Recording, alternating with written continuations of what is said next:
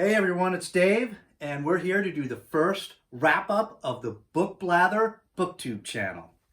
Sharply your words are coming in, line after line on repeat, echoing. Okay, so today we're doing the first monthly wrap-up of the Book Blather channel. We're going to be discussing the books that I read in October of 2020. Two housekeeping matters first. In the last video, I was a little confused about the plural form of octopus. I've now been informed that the correct form is octopuses. I looked this up, but it's actually a matter of some debate, I guess. It's a couple different forms, octopuses, octopi, and octopodes, but it sounds like the most well-accepted one is octopuses. So you can put that in your knowledge base. Second thing is, I mentioned I was going to do monthly wrap-ups, and it was going to be books and comics together. And after giving it some more thought, I think what I'm going to do is I'm going to do the monthly wrap-ups of the books, and I'm probably going to do the comics separately because I think I'll have enough books to talk about. So, and then that way, I'll be able to fill in between with graphic novel and trade paperback reviews of comics. So, before we get started, we have a special guest appearance with my regular co-star. Olive told me she wanted to make sure she made an appearance today so everybody could see her bat dog costume, which she was pretty excited about. She's dressing up for Halloween. So she wanted everybody to see it and told me I was never going to hear the end of it if I didn't let her do a showing. So you got to see Bat Dog today.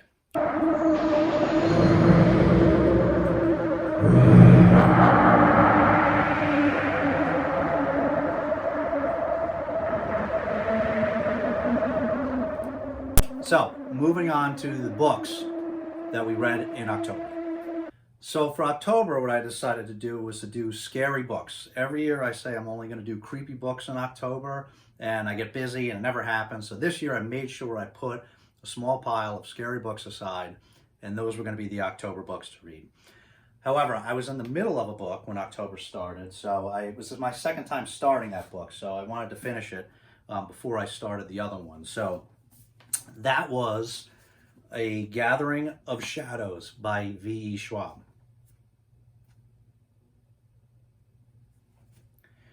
Okay, this is the second book in the Shades of Magic series. The first one being A Darker Shade of Magic.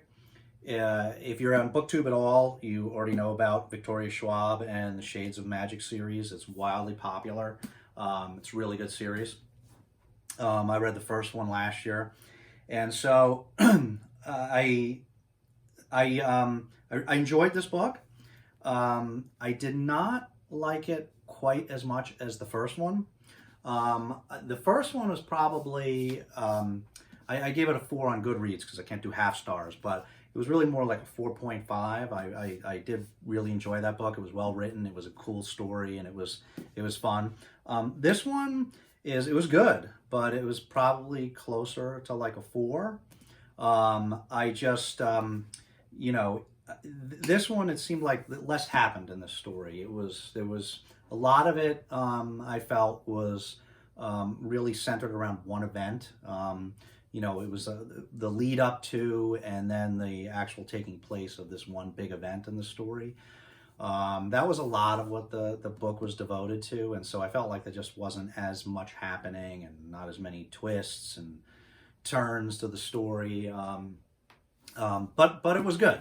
I just didn't like it quite as much as the first one, Darker Shade of Magic.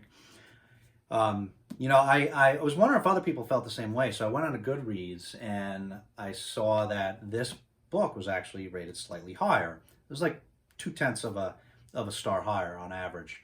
And I said, well, that's not that much. And then I thought about it and I realized for books like this that are very popular, where you have a couple of 100,000 reviews, 0.2 of a point is actually statistically significant. So then I got to wonder, well, why is that? Why do people, I didn't think this book was as good as the first one. I wonder why a lot of other people liked it better. So then I really started thinking about it, and then I realized that I would bet that the second book is usually going to have better ratings, all things being equal, because you're going to have, it's only the people that really liked the first book that are going to move on to and read and rate the second book. And even if they liked the book the same as the first one, you're not going to have all the people that did not like the first book that drag down the ratings and decide not to move on to the second book, right? Those people aren't going to be leaving ratings for the second book. So you would expect there to be less reviews and a slightly higher score. And that's exactly what happened. When I looked, there was actually about, the first book, Dark Shade of Magic, had about 200,000 reviews. This one only had about 100,000 reviews and a slightly higher score. So I said, I would expect there to be less reviews and a higher score for the third book. And I went on, and sure enough, slightly less reviews, slightly higher score than this one for that book. So, like I said, I think it wasn't quite as good as the first one, but I did still enjoy it, and I'm definitely going to move on to the third one. This is a really good series. Okay, so the first book, the first scary book for October that I read was A House at the Bottom of a Lake by Josh Malerman. Josh Malerman, as you may know, also wrote a Bird Box, which was a big Netflix hit. I don't know if you've read that book or if you've seen that movie, but if not, you should go watch it. It was really good, really creepy. This book is, as you can see, is a much shorter book. This actually is the original publication of it. This was first published by This Is Horror. As you can see,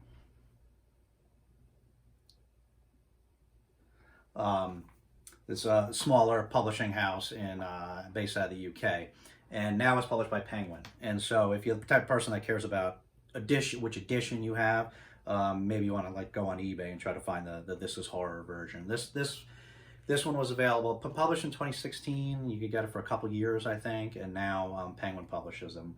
It looks almost the same. Some of the ones now by Penguin say, by the author of Bird Box on them. So, but it basically looks the same.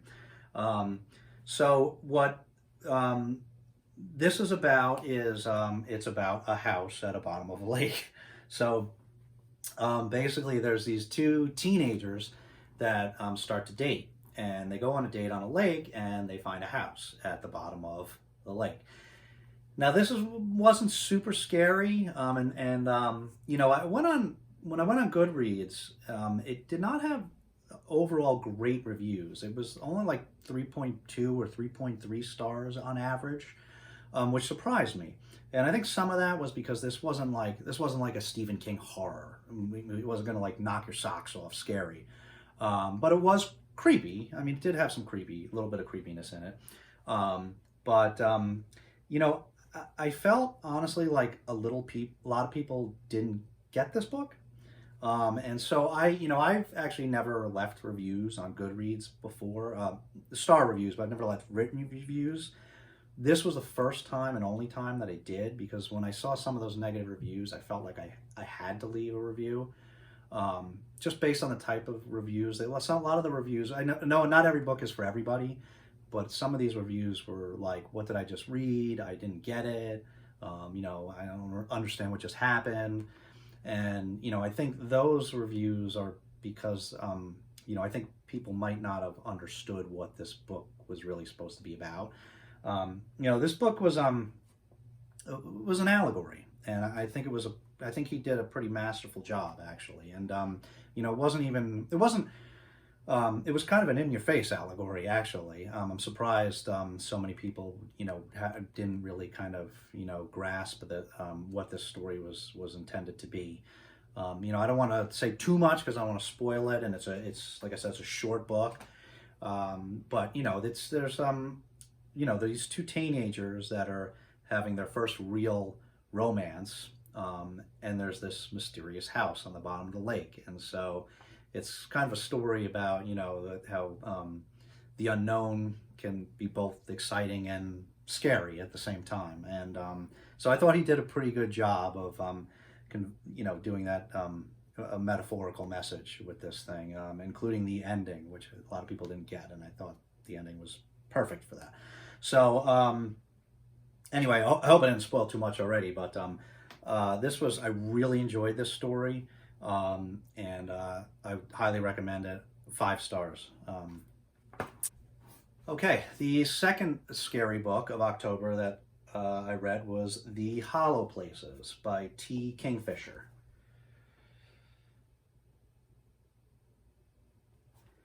And this book, T. Kingfisher is a pseudonym for Ursula Vernon. She's written a bunch of other things, including children's stuff and comics.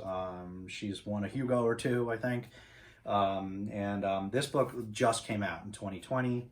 I think this paperback came out in October 2020, actually. So, it had just come out when I got it. This was fun. This story was, it's about a woman that, and this happens right in the beginning, so I'm not spoiling anything. This about a woman that is getting divorced and is down on her luck, and she moves in with her uncle, who runs the Glory to God Museum of Natural Wonders, Curiosities, and Taxidermy. So it was kind of a cool setting for this, and she and someone else basically find a portal, and so I don't want to give too much away, but there's this other world where it was a pretty unique concept, and she created there was a number of scenes where it was some really, really creepy imagery that really gave you some chills. Now, I would say I thought she could have done more, actually, with that. I thought it was a pretty unique concept, this other reality, and I thought she could have gone further with it. But she did do a good job with what she did explore, and like I said, she created a lot of creepy scenes that were pretty good. So I gave this book 4 stars. I thought it was pretty well written, and the story was pretty neat. Both the setting that it was based in this like Curiosities Museum, and it was just like the perfect setting for this adventure, for the launch pad for this adventure that they went on, and so it was good, and I would recommend this one too.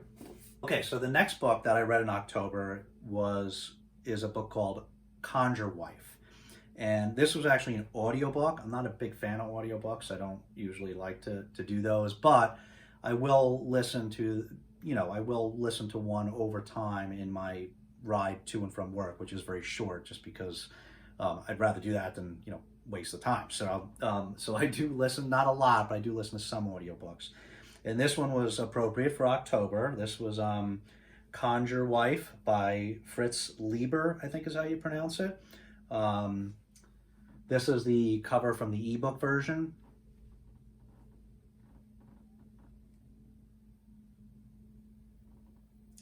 And this was good. So this book actually won the Retro Hugo Award, because this was published in 1943.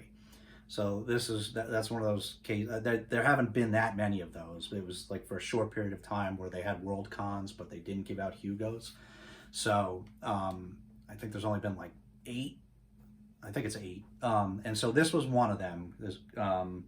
They gave it a Retro Hugo Award just, I think, last year, and it was good. It was, so the concept is there's this professor that works in a prestigious small town college, and it turns out his wife is into witchcraft, and he discovers in the course of this that it's actually witchcraft is well kept secret among half of the population, among women. So it's a pretty good scary book. There's he and his wife have to tackle some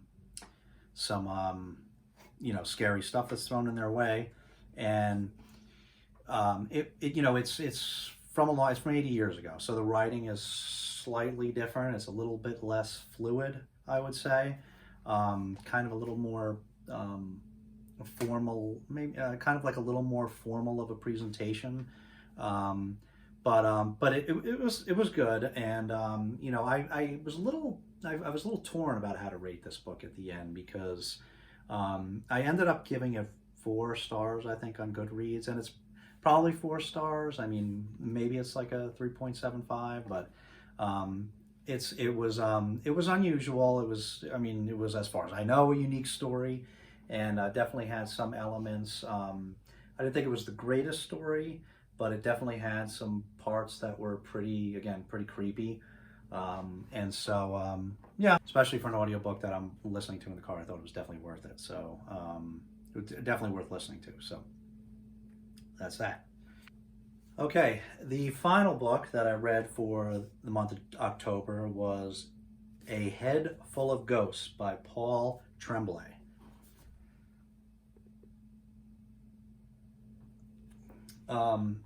This book was really good. I'd said in my intro video that I don't give a lot of 5 stars, and I actually gave 2 5-stars this month in 1 month. This is also a 5-star. This was really good. Paul Tremblay has wrote a number of books, and I'm looking forward to reading some more of them. This was, I thought, very clever the way he did this. So it kind of follows a story similar to The Exorcist. There's a family, a father who's kind of religious, a mother who's not, a teenage daughter who's experiencing this sort of breakdown, whatever it is, and then the main character, which is her younger sister.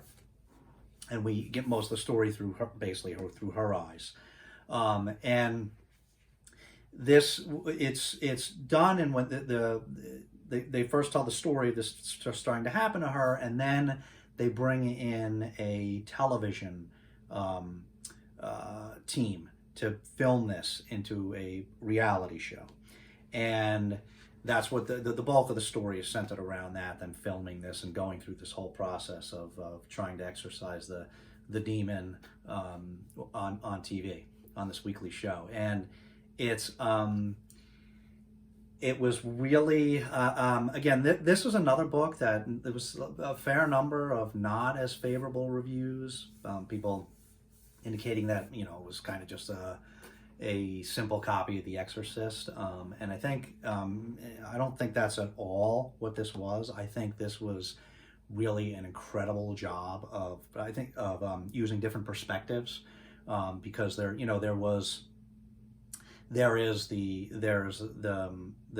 family going through the different perspectives of the different family members of what's happening to the daughter.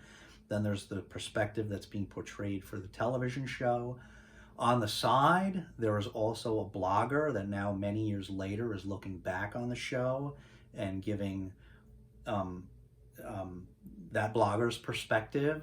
And there's more that I can't say because it would be spoiling it, but the perspectives, there is really layers. When you finish this book and you really think about how many layers of perspective there were, and different perspectives within perspectives, it can make your head spin. It was really, I think he did a really good job, and explored a number of different things. It explored faith versus psychological infirmity, religion versus rationality. But I think the biggest thing was exploring basically how reality is or can be perception. And there was just so many different perspectives hitting the story from so many different angles. I thought it was incredibly clever what he did. I thought this book was, I know this book's probably just going to end up being a popular book for a while, but this is a book that should probably go down as actually a great piece of literature based on what he did with it. And it's well written, and there was also a lot of horror references, like books and television show, movies, things like that also made it really fun. All these old references, especially if you're older like me. So I thought this book was great. 5 stars. Highly, highly recommend this book, and I'm looking forward to reading more stuff by this author.